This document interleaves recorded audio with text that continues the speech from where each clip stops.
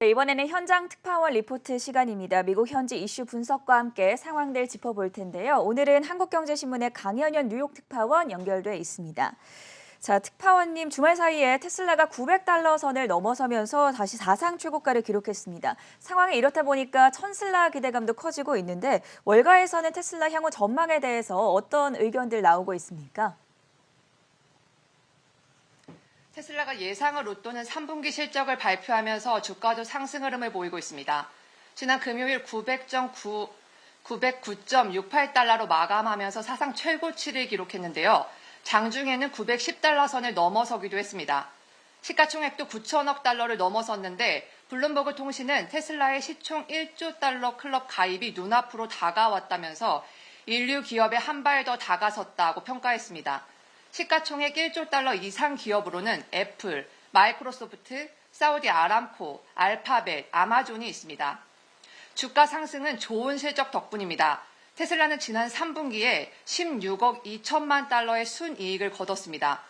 반도체 칩 공급 부족에도 사상 최대 순이익을 올린 겁니다. 테슬라가 전통적인 자동차 업계들보다 칩 부족에 더 잘 대처하고 있다는 평가도 나옵니다. 월가에서는 향후 전망에 대해 긍정적인 의견이 많이 늘었습니다.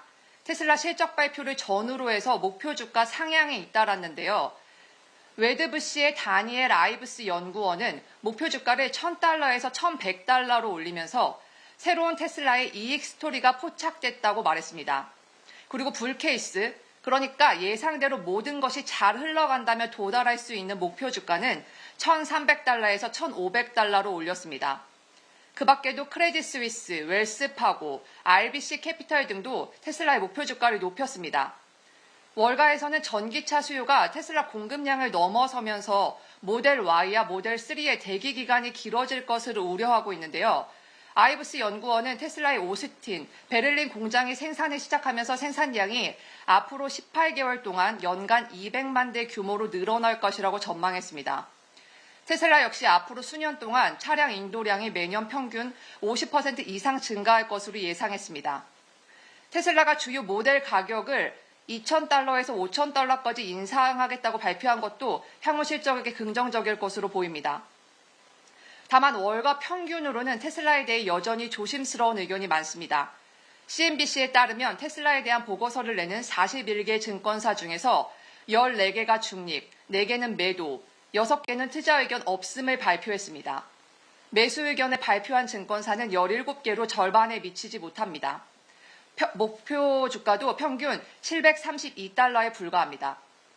중국에서의 판매 상황을 지켜봐야 한다는 지적도 나옵니다.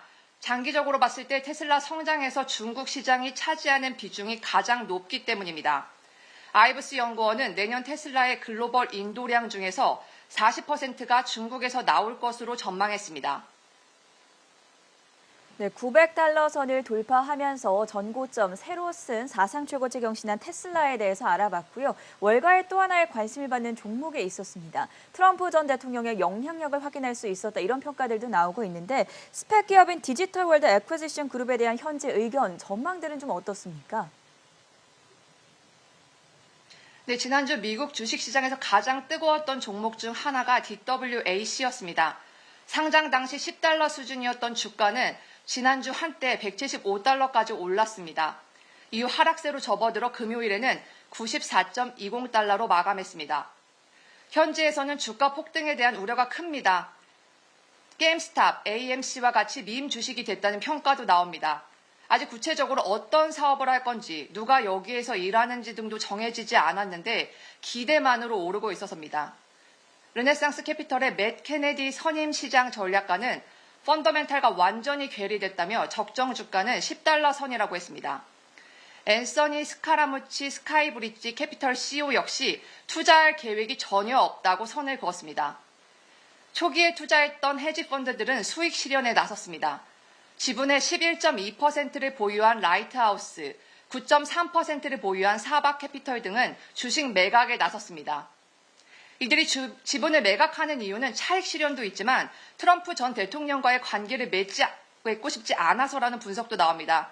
CNBC는 의사당 폭동 사태 등으로 탄핵 소추되기도 했던 트럼프를 둘러싼 불확실성이 높기 때문이라고 분석했습니다. 자, DWAC 지금 현재 시간의 거래에서는 14% 급락하고 있기 때문에 좀 신중하게 살펴볼 필요가 있겠고요. 마지막으로 투자자들 향후 어떤 변화들 살펴보면 좋을지 일정까지 함께 정리해 주시죠. 네, 이번 주 뉴욕 증시에서 시장의 관심은 기업 실적 발표에 쏠릴 것으로 예상됩니다. 이달 들어 시장 투자 심리는 빠르게 개선되고 있습니다. 지금까지 3분기 실적을 공개한 IT, 헬스케어, 금융기업들이 좋은 실적을 내놓은 덕분입니다.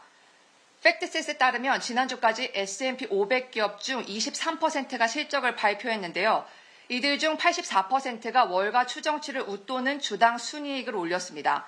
이는 지난 5년 평균인 76%를 웃돕니다.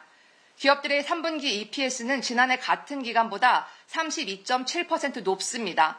이는 전주에 30%보다 오른 겁니다. 이번 주에는 애플, 아마존, 알파벳 등 빅테크 기업들의 실적 발표가 예정돼 있어 이에 관심을 가질 만합니다.